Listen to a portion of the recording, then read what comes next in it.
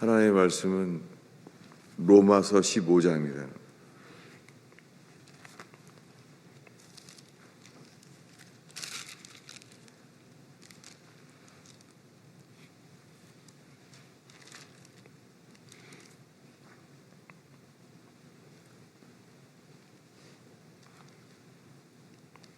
로마서 15장 30절부터 33절까지 함께 읽겠습니다. 우리 한 목소리로 읽습니다. 형제들아, 내가 우리 주 예수 그리스도와 성령의 사랑으로 말미암아 너희를 권하노니 너희 기도에 나와 힘을 같이하여 나를 위하여 하나님께 빌어 나로 유대에게 순종치 아니하는 자들로부터 건짐을 받게 하고 또 예루살렘에 대하여 내가 섬기는 일 성도들이 받을 만하게 하고 나로 하나님의 뜻을 따라 기쁨으로 너희에게 나아가 너희와 함께 편히 쉬게 하라. 평강의 하나님께서 너희 모든 사람에게 함께 계실지어다. 아멘. 지금 읽은 것은 로마서의 마지막 장의 부분이에요. 16장부터는 편지를 써요. 거기는 안부해야 될 사람들에게 말합니다. 근데 로마서 16장 맨 마지막 절에 보면은 이렇게 쓰여 있어요. 로마 사람들에게 고린도에서 써서 갱그레아에 있는 교회의 종 베베편에 보내다. 이렇게 되어 있어요. 우리 성경에는 안 나와 있죠. 이런 귀절들이 삭제되어 있어요. 새벽부터 성경의 문자를 말해서 조심스러운데요. 그 문자를 말하는 이유는 누군가가 이렇게 성경을 삭제한 사람들이 있다는 거예요. 로마서는 로마 사람들에게 고린도에서 썼어요. 고린도에서 써서 갱그레아에 있는 교회의 종 베베편에 보내다. 이렇게 되어 있어요.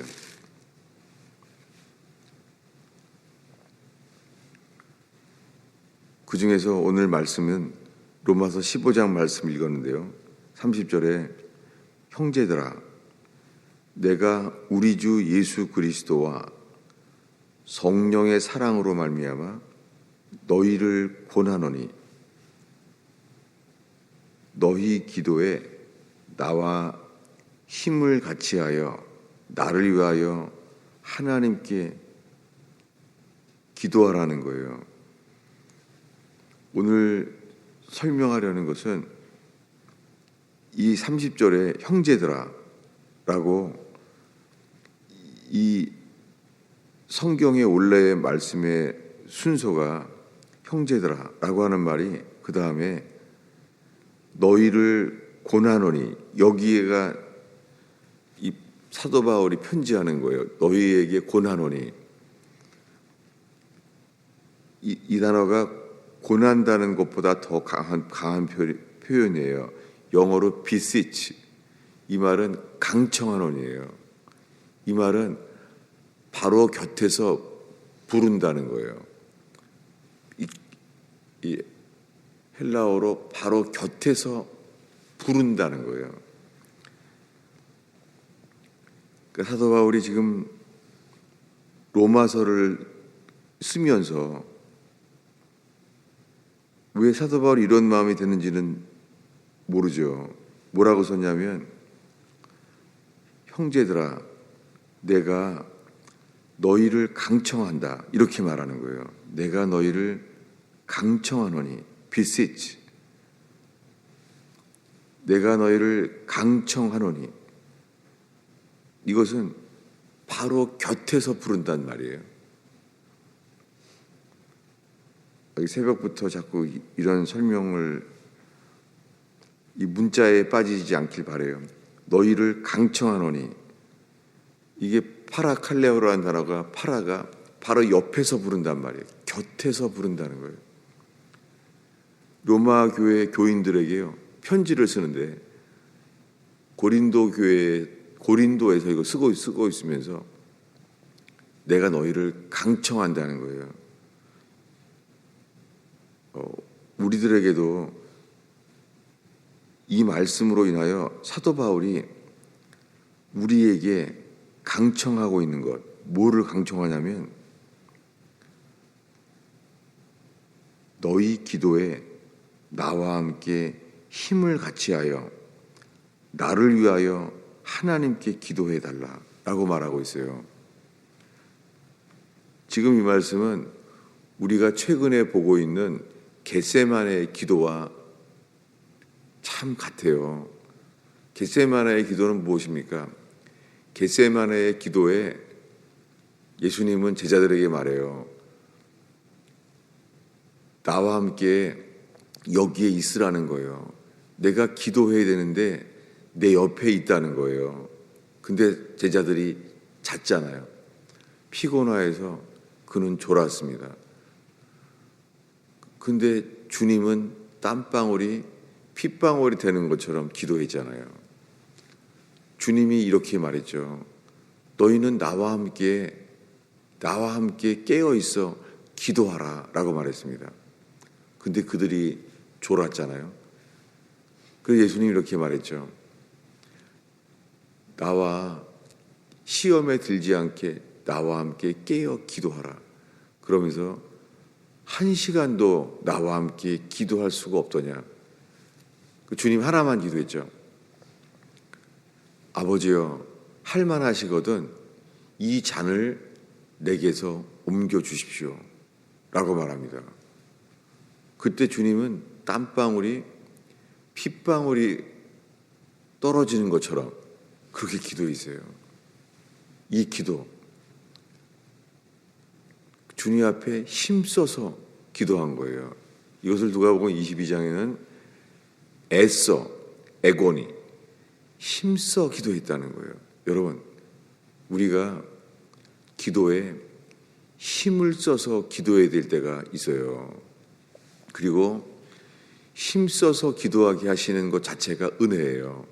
여러분, 우리 속에 실패와 고통과 상처 때문에 우리가 오늘 부른 찬송, 고통의 멍에 벗으려고 예수께 나갑니다. 성경에 이런 기도가 나와 있어요. 이 찬송처럼 고통의 멍에 벗으려고 예수께로 나갑니다. 한나가 그런 사람이었습니다. 한나는 스스로 이렇게 말합니다. 나는 마음이 슬픈 여자라. 나는 원통한 자라 라고 말해요. 그는 마음이 슬프고 원통했습니다. 그의 대적 분인나는 하나님께서 태를 열어주셨는데 하나님이 그를 막았다는 거예요. 한나는 주님이 자기의 태를 막았어요. 여러분, 하나님이 우리에게 무언가를요, 하나님이 막는 삶이 있어요. 다른 사람은 다 되는데 나는 하나님이 막은 거예요. 여러분, 오늘의 새벽 기도에 다른 사람들은 다 되는데 왜 나는 막았을까? 그럴 수 있습니다. 이때 한나가 기도했어요. 하나님이 나만을 막았는데 그는 마음이 슬픈 여자, 원통한 자였어요. 놀랍게요. 그는 기도하게 됐습니다. 이 주님이 막아놓은 상태에서 한나는 기도한 거예요. 하나님이 왜 그에게는 이런 간절한 기도를 원통함과 슬픈 마음으로 그런 인생을 주었을까요? 나는 슬픈 여자라. 이렇게 말하게 된 인생을 주님이 한나에게 주셨어요. 놀랍게 나중에 기도를 한 다음에 알게 된 것이요. 기도하는 동안에요. 그 아기를 달라고 기도한 거였죠. 근데 놀랍게요. 아기를 달라고 기도한 한나가요. 아기를 달라고 기도했는데 기도하는 동안에 그의 기도는 바뀌어요. 어떻게 해요? 기도가 간청이 소원으로 바뀌어요. 서원으로. 어떻게 해요? 주님이 나에게 자녀를 주시면 내가 자녀를 주님께 바치겠나이다. 자녀를 달라고 기도해 놓고선 주님이 자녀를 주시면 자녀를 바치겠대요. 놀랍게 자녀를 달라고 기도한 한나가 기도가 바뀌었어요. 어떻게 해요? 그 자녀를 주시면 주께 드리겠나이다. 여러분, 주님이 기도하는 사람을 바꾸세요. 우리가 기도할 때 무언가 환경을 해결해 달라고 기도하잖아요. 놀랍게요. 주님은 기도하는 그 사람을 먼저 바꾸세요. 환경을 바꾸는 것이 아니라 기도하는 사람을 바꿉니다. 우리는 한나처럼 다윗이 얼마나 기도했는지 우리가 알죠. 주님은 다윗이 왕이 되기 위해서 주님은 기도하게 하셨어요.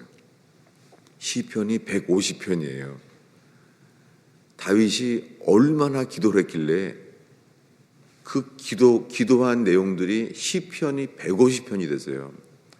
아니, 한 번만 말해도 많이 기도한 건데 썼어요, 그걸 다윗이.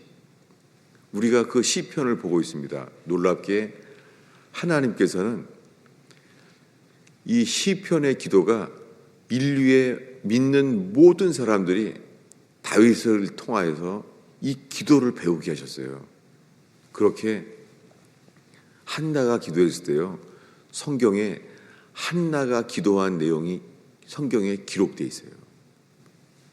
그 마음이 슬픈 여자, 원통한 사람, 그거 얼마나 기도했겠어요.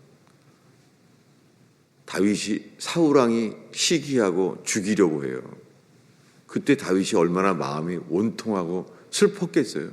여러분, 주님이 우리에게 마음이 답답하고 원통한 인생을 살기 때문에 기도하게 하시는 것, 이거 자체가 은혜입니다. 지금은 인생이 왜 나한테 내 인생이 이럴까? 하나님이 나한테는 도대체 왜 나를 막으시나? 이럴 수 있습니다. 놀랍게 주님은 기도하게 하십니다. 그럴 때 주님의 뜻이 드러나요. 놀랍게 한나에게 아기가 태어났습니다. 그 이름이 사무엘이에요. 무엇입니까? 하나님은 이 아기가 태어날 때요, 시대를 바꿨어요.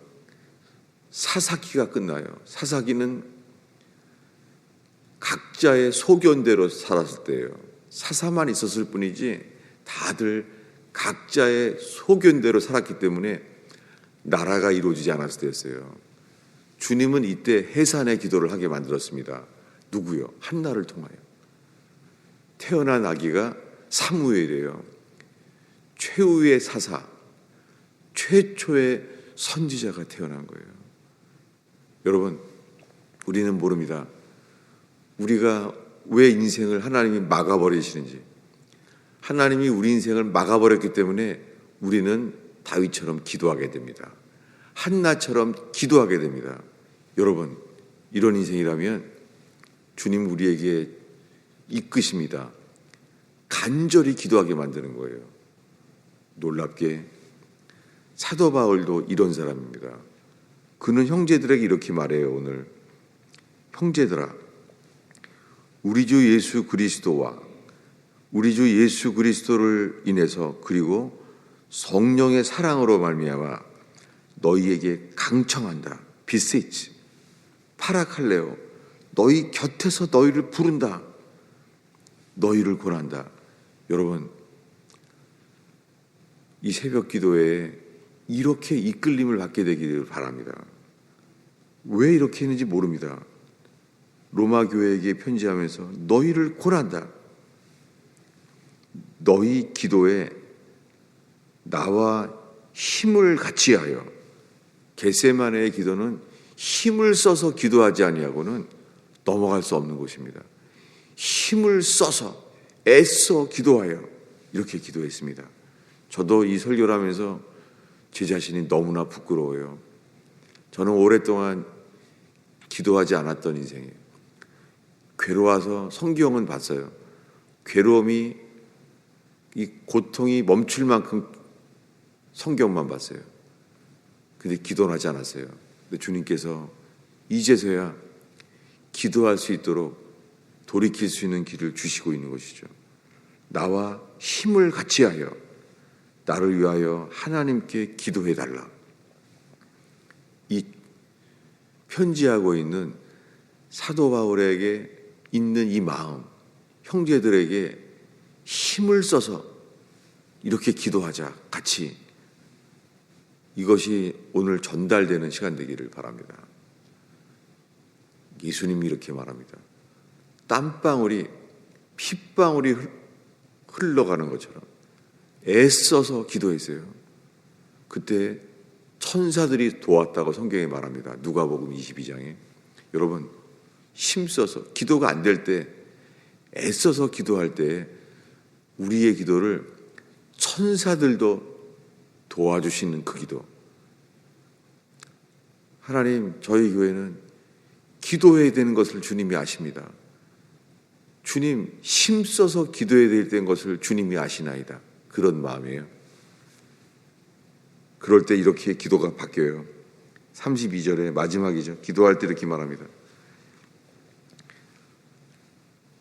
하나님의 뜻을 따라 기쁨으로 너희에게 나아가 너희와 함께 편히 쉬게 하라.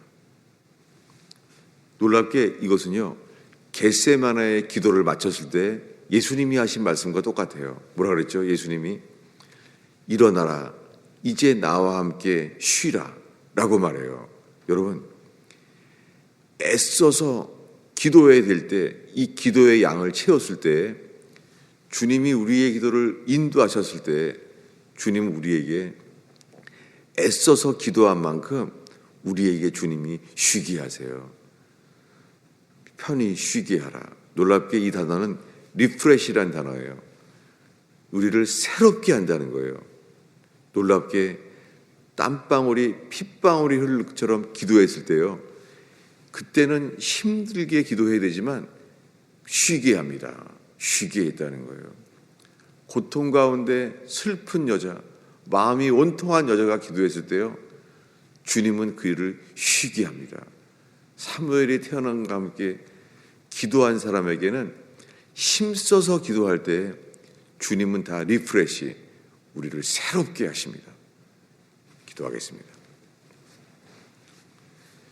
예수님, 이 캄캄하고 추운 겨울의 새벽을 지키는 주의 백성을 축복하나이다.